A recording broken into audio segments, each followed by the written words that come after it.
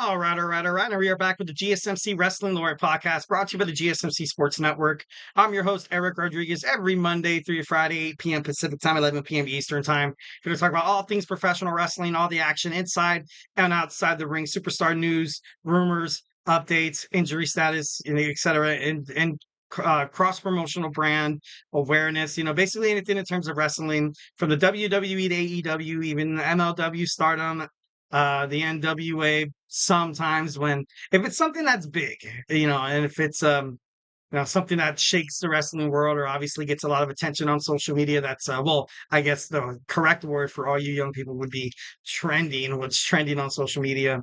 But us old guys were like, you know what, I kind of, I could still talk about Shawn Michaels and how badass Triple H was back in the day, but you gotta stick up with and I gotta be honest, the way the wrestling promotions and the way WWE and the direction it's going in, I like it. I feel like overall, this is something they needed a long time ago. But of course, you had a stubborn old man who, kept getting into trouble and stuff like that. No, I'm just kidding. No, allegations. But, I feel like ever since Triple H really kind of took the helm, it's been great. I feel like, WWE, it's a new era. It's a new era. So if you're looking to become a wrestling fan, best thing you can do is start watching wrestling now. If you need help, through it, kind of help, if you want to need help analyzing it, be like, who's who, what's what happens. You can always watch the GSMC Wrestling Laureate Podcast on the GSMC Sports Network. 1,010%. Check out the videos on YouTube and stuff like that. 1,010% dope. So let's go ahead and jump on into our fourth segment. What is next for the new original Tribal Chief making his way back to WWE? It was big. It was oh my god. When something that was really cool that I feel like not a lot of people kind of really captured when Roman Reigns came back is just the ability for him to go from a complete heel. He lost at WWE WrestleMania 40. People were, they were saying bye. They were all excited because, Cody Rhodes, he accomplished his story. Took 2 years, 2 Royal Rumble winners. But now you had Roman Reigns come back. And Roman Reigns, all he did was take some time off. He gave hints here and there on social media about him coming back. And WWE storytelling. Once when Roman Reigns lost at WrestleMania 40 and Jimmy Uso got injured, Jay was out of it, all you really had was Solo and Paul Heyman. That's all you had.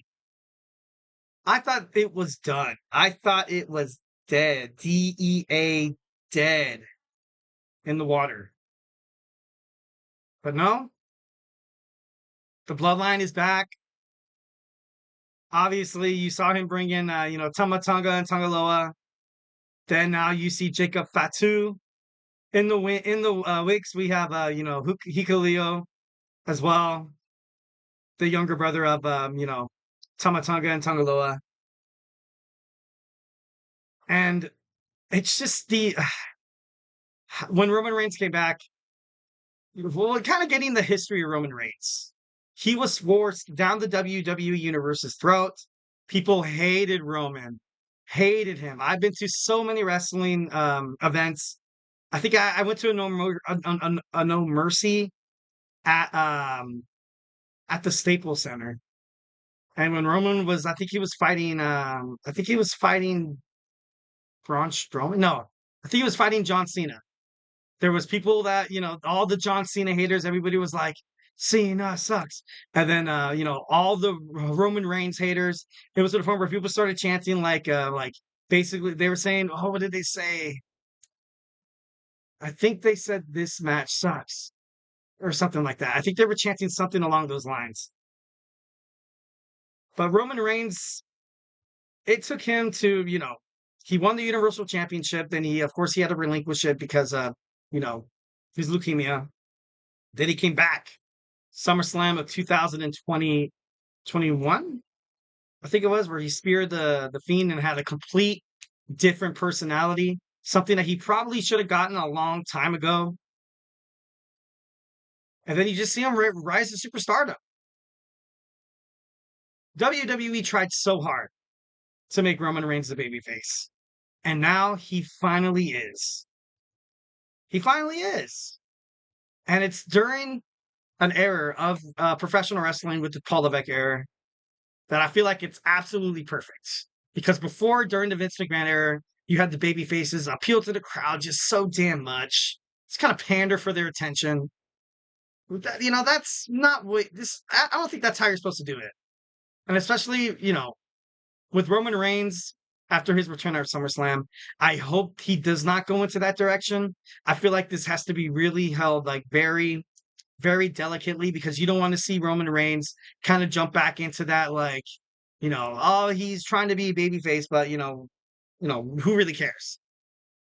But everything that's going on with the Bloodline with Solo Sikoa, I just think it's so perfect. It's so damn perfect, and I love it. I think and also what shocked me is Roman Reigns. He wasted absolutely no time at targeting the Bloodline. There was a lot of speculation saying that he would he would eventually he would eventually you know he would join Solo Sikoa's group. Obviously, they're family. That's why when he went inside the ring, I kind of thought on the mind of everybody's, all the fans in attendance of SummerSlam, everybody watching at home, there was a slight doubt in your mind that you're like, all right, what if he goes after Cody? What if he supports his family? What if he tells Solo you know what, okay, I'm back now. You don't have to be the tribal chief anymore.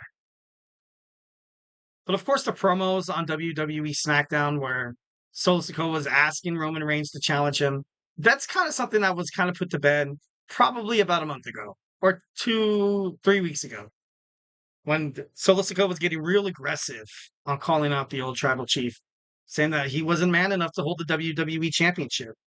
He wasn't good enough to support the family.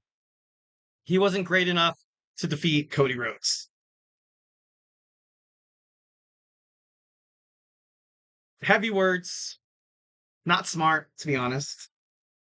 So, looking further down the line, obviously WWE SmackDown this week's going to be huge. I think the viewership's going to be, it's going to absolute skyrocket.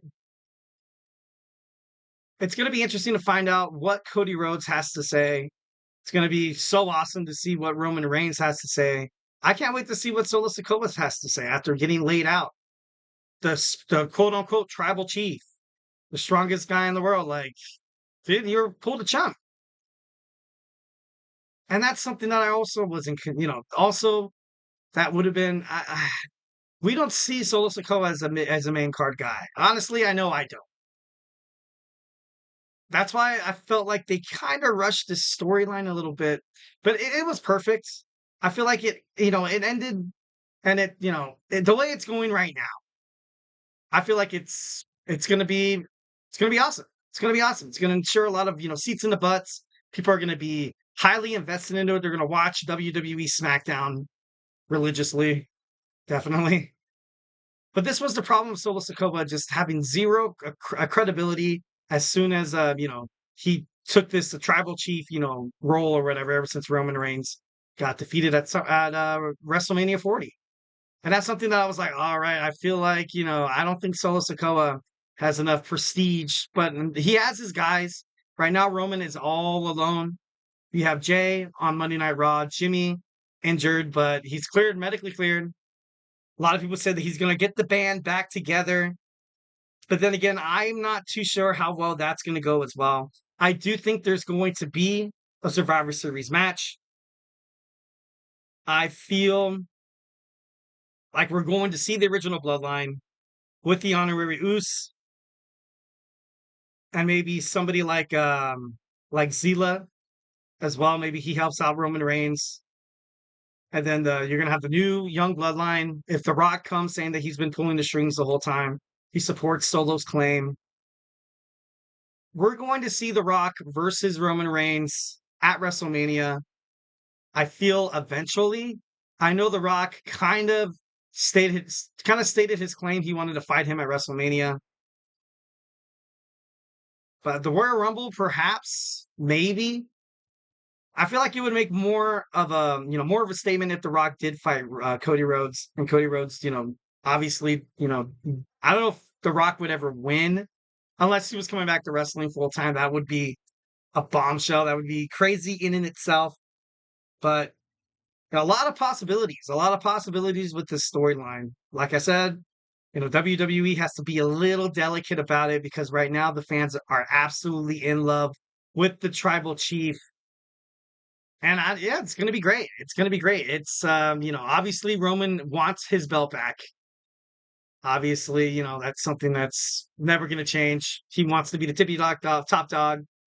He wants to be the champion. So, can't wait to find out what happens. With this storyline, like I said, I did feel like it was pushed a little bit, and we're probably going to see a tribal combat match against Solo Sikoa and Roman Reigns, which Solo Sikoa is going to win. But I don't know. It's going to be great. I feel like I can't wait for Survivor Series. I can't wait for the War Games match. It's going to be, it's so crazy how we're already talking about War Games, and it's only beginning of August. All right, guys. So we have our fifth and final segment. Like I said, it's kind of strange how, I was doing a little bit of research today and didn't really find anything that eye-popping about what happened today in wrestling history. But I'm rapidly running out of time. I got my man, Emran, with his GSMC Soccer podcast. So gonna see if I can, wrap this up a little, kind of put it in power mode. And yeah, but overall, let's enjoy ourselves. So hey, stay tuned.